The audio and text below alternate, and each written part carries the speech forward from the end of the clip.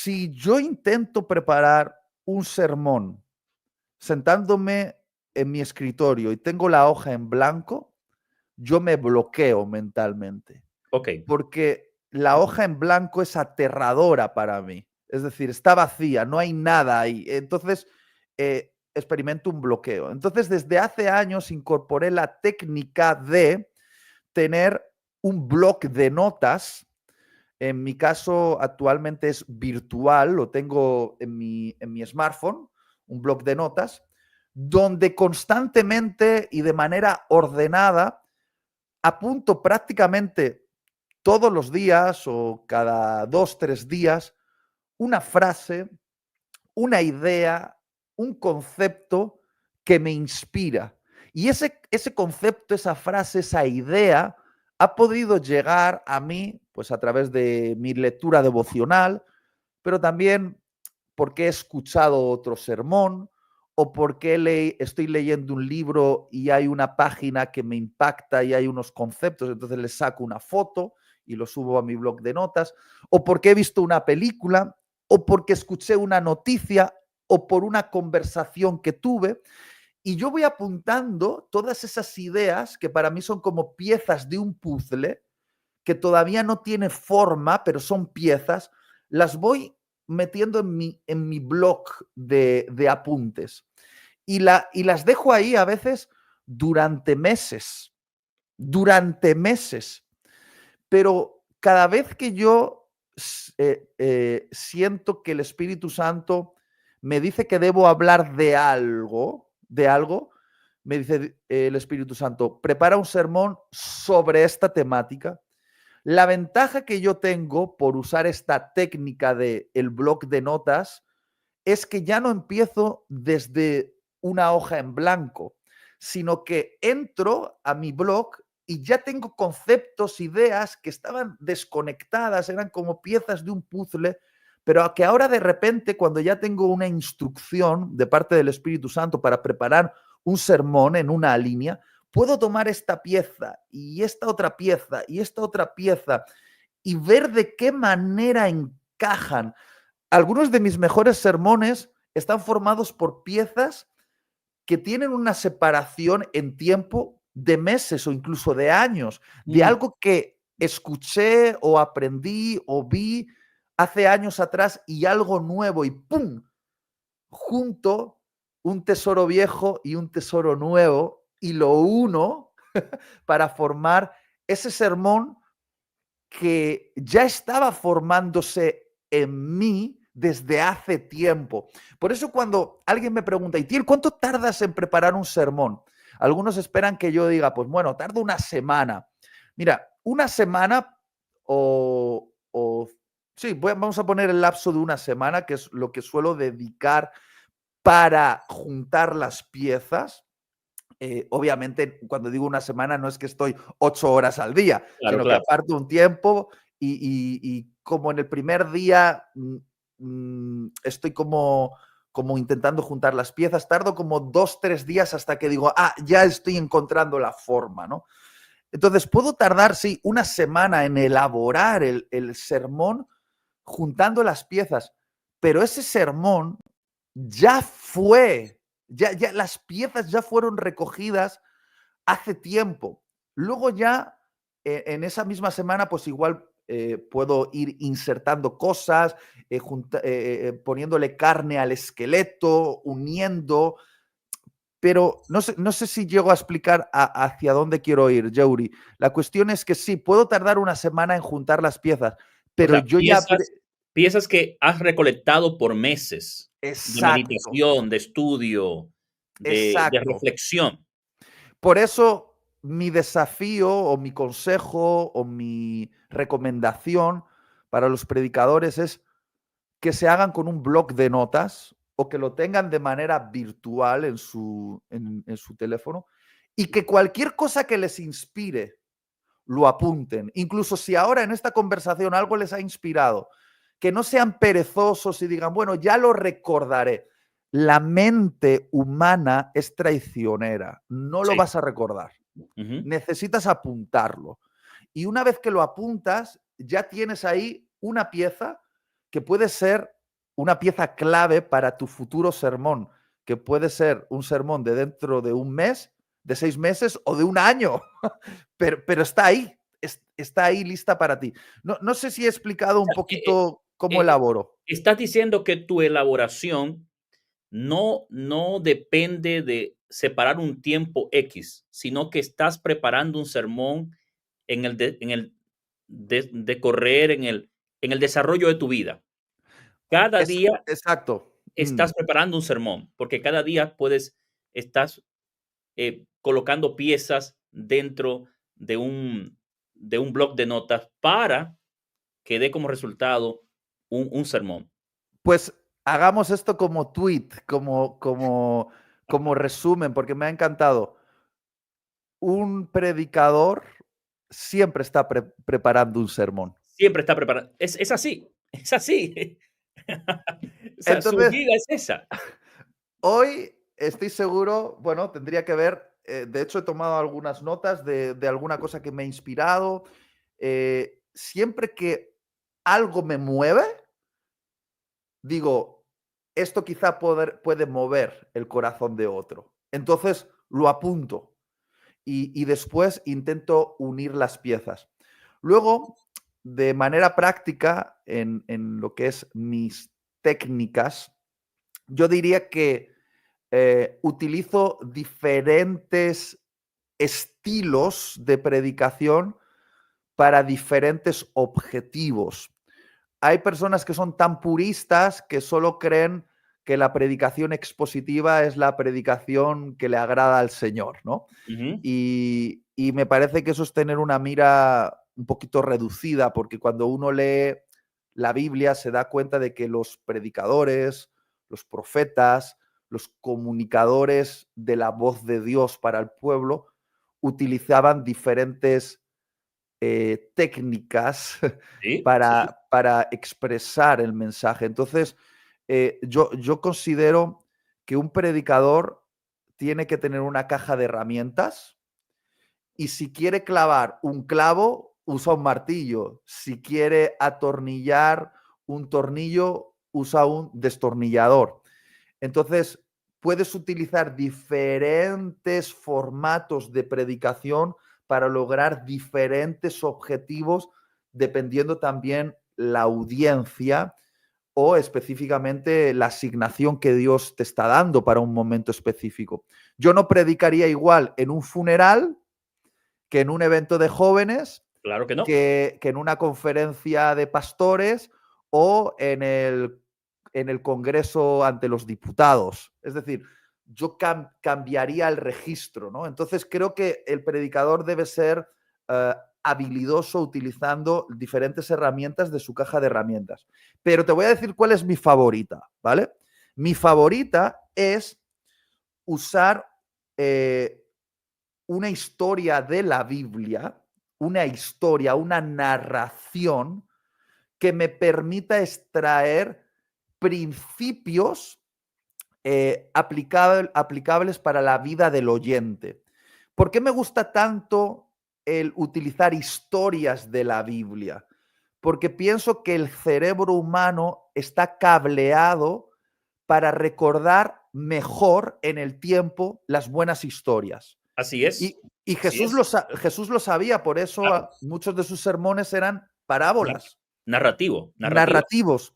Entonces, me gusta usar una historia de la Biblia y extraer verdades de esa historia e ir aplicándolas a la vida del oyente, ¿no? Ir lanzando los principios y verdades.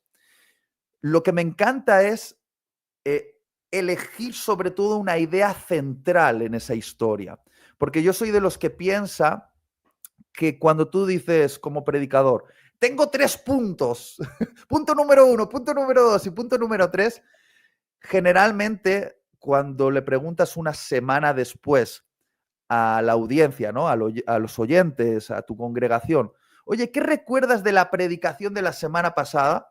No son capaces de reproducir los 3 puntos. Porque Son son tres sermoncitos separados. Exacto, Yeuri, tú me entiendes, tú me entiendes. A eso me refiero. recuerdan uno que fue significativo para ellos o quizá el que mejor desarrollaste. Y yo me he dado cuenta de que prefiero, en vez de hacer 3 sermoncitos, que a veces son inconexos, centrarme en una sola idea y golpearla por muchos frentes, por muchos lados.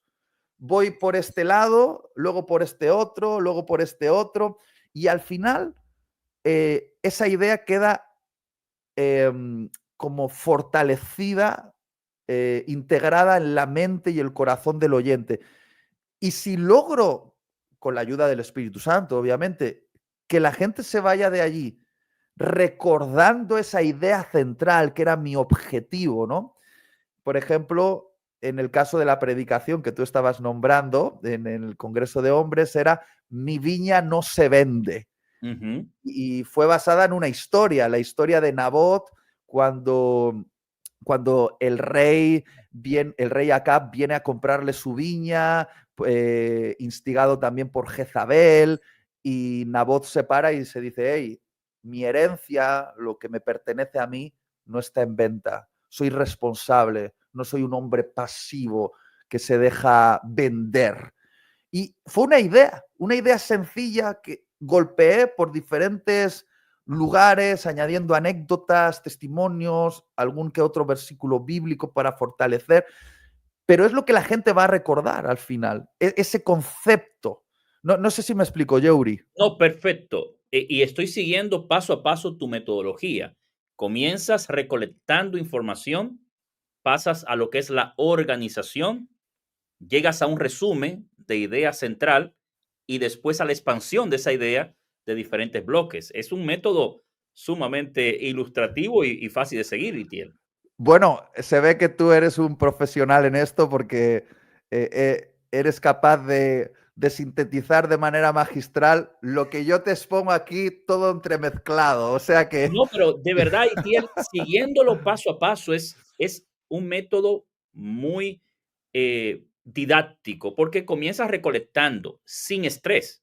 Y eso es bueno, Sí.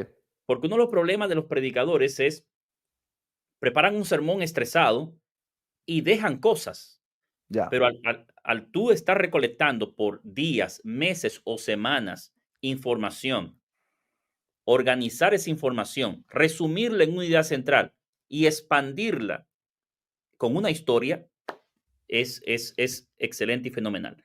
Wow, Itiel, de verdad que Gracias, Yeuri. Oye, pues me has animado ya, porque creo que... sería bueno que puedas escribir eso y en algún blog o algún libro para comunicadores, porque creo que puede ayudar bastante.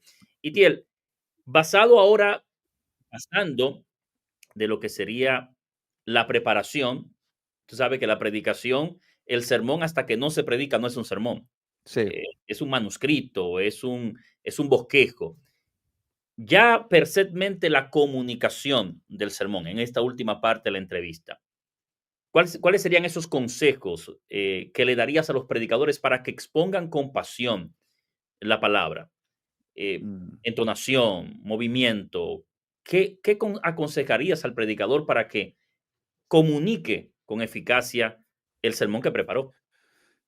Mira, aquí ya estamos entrando en un asunto, por una parte, de recursos de comunicación que nos vienen bien a todos, pero por otra parte ya hay un asunto muy subjetivo de gustos, de qué te Mm, gusta a ti.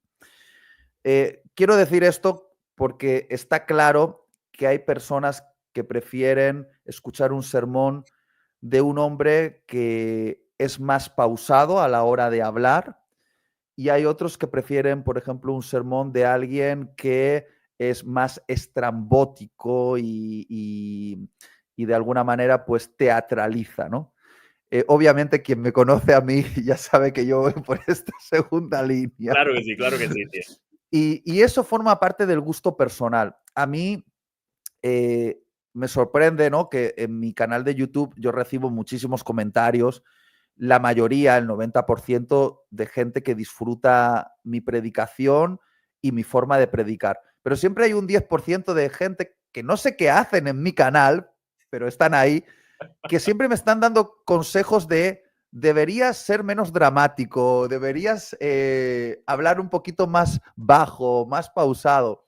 Y claro, yo sé que sus consejos están bien, pero es que es una cuestión de gusto al final también. Entonces, hay que respetar que Dios engendra diferentes predicadores para poder alcanzar también diferentes personas. Así es, Y, así y es. yo, honestamente, yo sé que hay personas a las que por mi estilo no voy a poder alcanzar y está bien, yo voy a tener mi misión de alcance y allí donde yo no llego, llegará Yeuri o llegará el predicador que nos está escuchando ahora en este ¿Sabes, podcast, ¿vale? Itiel? Yo tengo un pensamiento que dice, Dios no usa estilo, usa personas. Sí, sí, Te absolutamente. usa. Con el estilo que Él te ha dado, te va a usar para llegar a cierto tipo de persona. Y yo creo, Yeuri, que hay que ser fiel a la identidad que Dios te ha dado, porque cuando Dios te llama como predicador, te llama sabiendo cuáles son tus virtudes y tus defectos, Claro. y Dios disfruta quién eres porque Él te creó. Y Él sabe que Él me creó un poco teatral y dramático y que me gusta pues eso, elevar mi voz y hacer cosas. Y yo siento que cuando predico, estoy adorando a Dios. Ay, me voy a emocionar, voy a llorar ahora. Porque siento que cuando alguien hace lo que Dios le ha llamado a hacer y lo hace siendo quien Dios lo diseñó que fuese, eso es adoración. Es Amén. adoración. Entonces, Es quiero animar a la gente, a los predicadores que nos escuchan, a ser lo que Dios les ha llamado a ser, ¿no? Pero dicho esto, que era como un ánimo para que no intenten ser otra persona, que sean pues lo que Dios les ha llamado a ser. Sí que creo que hay recursos que ayudan mucho. Por ejemplo, obviamente un predicador predica la Biblia, ¿vale? Estamos de acuerdo con eso, que no estábamos allí para dar un discurso motivacional basado en una película, ¿no? No, predicamos la escritura, ¿vale? Pero para predicar las verdades de la escritura podemos utilizar diferentes recursos narrativos. Recursos narrativos que hagan que nuestra predicación sea lo que yo llamo una predicación multisensorial. Ujú. Porque los seres humanos somos multisensoriales, es decir, tenemos diferentes sentidos.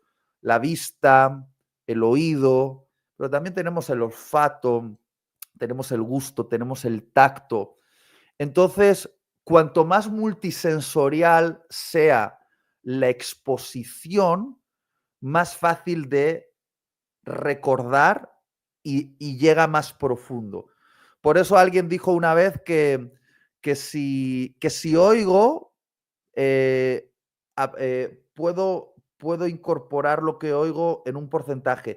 Si oigo y veo, todavía incorporo el conocimiento de manera más profunda, pero si oigo, veo y hago, Ujú. entonces el aprendizaje es mucho más profundo, ¿no? Entonces, un predicador puede utilizar diferentes recursos para que la experiencia del oyente sea más inmersiva. Es decir, que le activemos los sentidos. ¿Qué ayuda? ¿Qué ayuda? Pues, por ejemplo, contar buenas historias, que pueden ser historias personales o historias inspiracionales para fortalecer un punto, una narración de algo, una historia, un testimonio que ayuda a fortalecer el punto, es algo magistral porque la gente se lo imagina y cuando ya Ujú. están imaginándolo, no sé si a ti te pasa, Yeuri, que tú te imaginas que estás comiendo limón y tu boca Sí, empieza a salivar claro. porque la imaginación hace que nuestros sentidos se activen. Entonces, cuando tú de repente estás contando una historia y empiezas a describir algo de esa historia, ¡oh!, la gente se mete y sus sentidos son activados. Entonces, ¡pum!, lo recuerdan mejor. Otra idea que ayuda, otro recurso que ayuda mucho es hacer preguntas. Eh, en medio de la predicación, de vez en cuando, lanzar preguntas y darle tiempo a la audiencia para que se responda a sí misma. Porque cuando haces una pregunta ya no te están escuchando solamente, se están empezando a escuchar a ellos mismos, ¿vale? Eso es un recurso súper importante. Otro recurso es no tener miedo a los silencios. Es decir, a veces el predicador piensa que tiene que estar todo el rato hablando. Mira, cuando después de decir algo impactante, dejas un silencio de 3 segundos, de 4 segundos, cambia la atmósfera, porque de repente la gente se queda pensando en lo que acabas de decir. El silencio es tan poderoso como, por ejemplo, saber modular la voz. En algunos momentos elevarla y en otros momentos bajarla y casi susurrar. Ir en algún momento muy rápido y después ser lento y marcar mucho las palabras. También ayuda el poder utilizar algunos recursos visuales. Hoy en día tenemos pantallas LED en muchas de nuestras congregaciones, utilicémoslas, pero también podemos usar objetos. Os he dicho varias cosas y alguno puede decir, eso es una payasada, eso es hacer de la predicación un circo. Te voy a decir algo, si tú piensas que lo que te estoy diciendo es una payasada o hacer de la predicación un circo, vuelve a leer tu Biblia, porque todos los profetas del Antiguo Testamento, Jesús en el Nuevo y los apóstoles en el Nuevo, utilizaron todos estos recursos que yo acabo de decir.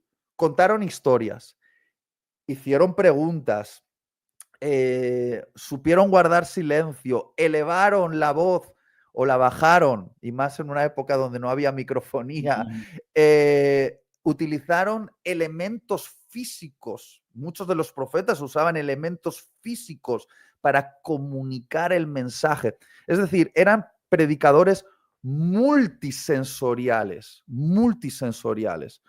Y creo que es bíblico utilizar todos estos recursos. Wow, Itiel, excelente. Buenos amigos, gracias por haber estado con nosotros. Gracias, Itiel, por tu tiempo. Hemos sido edificados, hemos sido bendecidos, inspirados para llevar una predicación con pasión.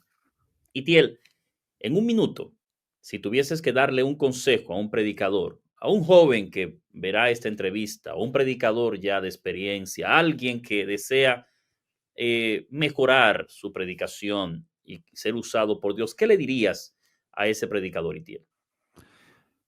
Habría mucho que decir, pero yo diré algo que me ha ayudado mucho. Un predicador se afila con otro predicador.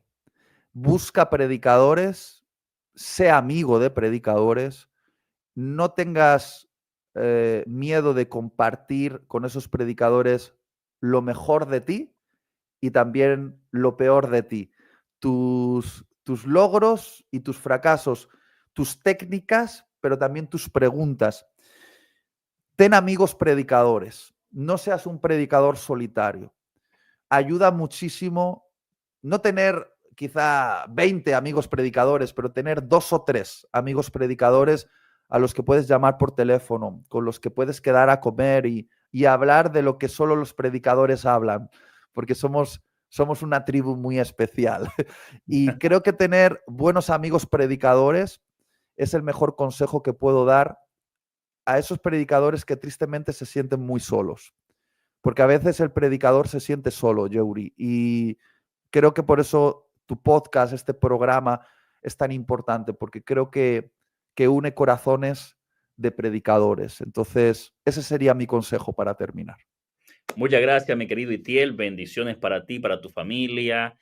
Estamos muy felices de lo que el Señor sigue haciendo contigo y seguiremos orando para que Dios te use con poder. Querido hermano y amigo, gracias, predicador, por estar con nosotros.